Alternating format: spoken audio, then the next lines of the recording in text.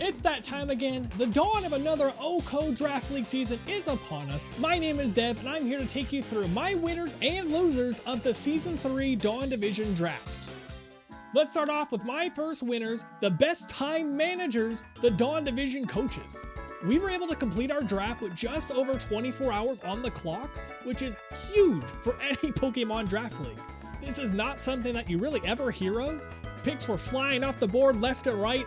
Nobody knew what was going on, but it was such a great draft. I want everyone to give themselves a round of applause for being able to do such an amazing thing in such a little amount of time.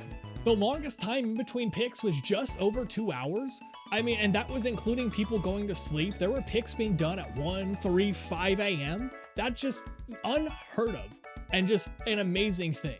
And to top it all off, nobody tried to take somebody else's Pokemon by just forgetting to check the draft board. I know that has happened in the past, but just crazy that we can do something so fast and so fluid without that many mistakes at all.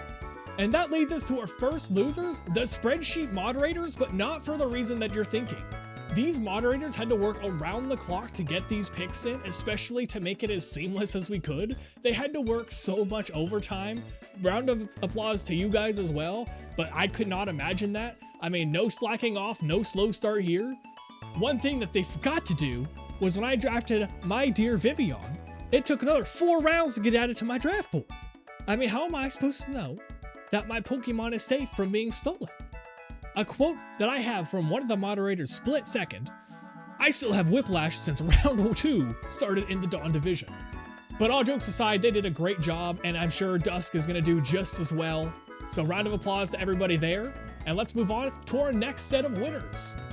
Our next set of winners should be no surprise. That's going to be your Meta Megas. Your Mega Charizards, your Mega Floettes, everybody who you see on the ladder, that's who was picked in this spot. Metagross, Gengar, Floette, and Zard-Y were the first 4 Pokemon picked off of the board, with surprisingly Zard-Y being the last one picked out of those at pick number 10.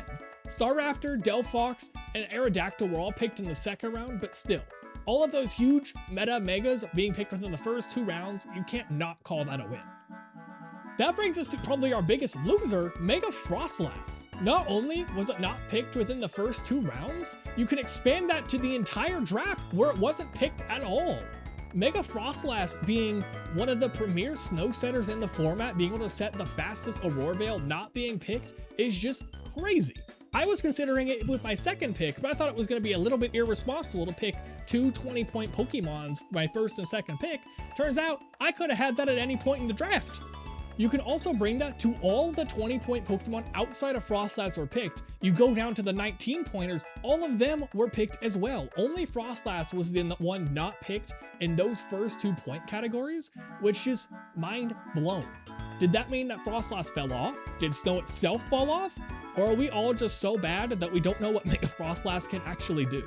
I think the main question going into kind of the free agent period, the first couple weeks of the season, is what Mega is going to be dropped for Mega Frostlass going forward.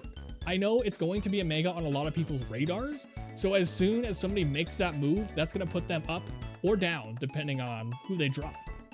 You can't turn your back on this next set of winners. It's going to be our Prankster Pokemon. All of the Prankster Pokemon were drafted in the Dawn Division outside of Mega Meowstic, who you could kind of argue was drafted as Mega Meowstic Male was drafted, except not really the Mega. There's going to be a record number of screens set up with all of those Prankster Pokemon drafted. It's going to be a miracle if anybody can get any normal damage off. I know a lot of manual weather is also going to be set up with the likes of Sableye running around, because not only was Sableye drafted, Mega Sableye was also drafted, and I'm sure we're really never going to see that thing Mega. I think this is going to be a huge year for that kind of manual terrain, manual weather, manual screens. All the screens are manual, but the Prankster Pokemon is about to have a revolution, but that also means the Dark types are kind of thriving. You can't use your Prankster moves on a Dark type Pokemon, so what's stopping everybody from hoarding up on those Dark types? That kind of leads into our next set of losers. It sucks to be second, but these are your secondary weather setters. Politoed, Ninetales, and Abomasnow all weren't drafted despite being able to set the weather as soon as they swap in. The only secondary weather setter that you could argue is a secondary weather setter that was drafted is Hippowdon. It's so hard to be a normal weather setter these days because all of the top tier ones are either megas or they have a secondary effect that they can do, with Alolan Ninetales being able to set Aurora Veil and and Pelipper being able to set up Tailwind, as well as just be a much better support option than Politoed. So what these secondary weather setters can do? Not really much. I mean, Mega Abomasnow is drafted, but that can reset Snow as soon as it Megas. Normal Abomasnow can't really do that. It just kind of sits there as soon as it comes in, and it just dies to even an Ember from like a Litleo. Finally, for our last set of winners, I covered this in the pre-draft show. It's the Unnovan Monkeys. 2 of the 3 monkeys were drafted. That 2-point fake out is going to be huge value for what you're getting in those picks. Sadly, not all 3 were drafted. Simipour is the one sitting on the sidelines crying while its buddies Simisear and Simisage are going galloping through the fields, faking people out, taunting them, doing whatever they need to do, being faster than Garchomp. I mean, crazy value you're getting for those 2 points. A lot of utility, especially on Simisear, getting Yawn, Will-O-Wisp, and Fake Out all in one Pokemon for just 2 points.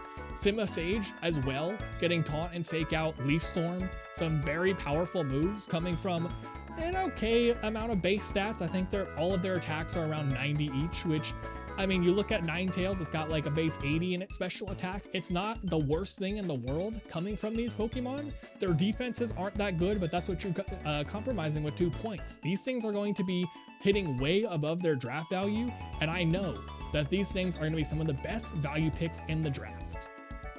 Finally, 6 lost its partner as we hit into our final set of losers. It's the 7-pointers. 0. And I repeat, 0 7-pointers were drafted. You can expand that to 8. Only 3 8-point Pokemon were drafted. You combine those two, 3 of the 42 available Pokemon from 7 and 8 points were drafted. You look at 5 points, 8 Pokemon from 5 points were drafted compared to the 3 between 7 and 8. That is just a catastrophic showing from that kind of middle of the pack tier that you're looking for a little bit of value while also being able to spend a little bit more of your points to hopefully get a better Pokemon. If people are finding more value in those 5-pointers, what are you kind of doing in that 7-point tier? You're kind of just looking a little bit fraudulent.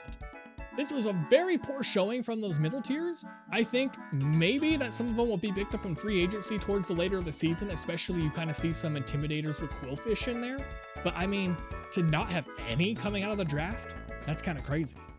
Anyway, that's it. Thank you all for watching. Leave a like if you enjoyed. Subscribe if you haven't already. I'm going to be doing a lot more coverage of the Draft League and all the more Pokemon videos in general. I'm going to be doing a lot of casting, a lot of commentary, a lot of all that kind of fun stuff. So if you're ready for it, I'll be here, and keep on battling.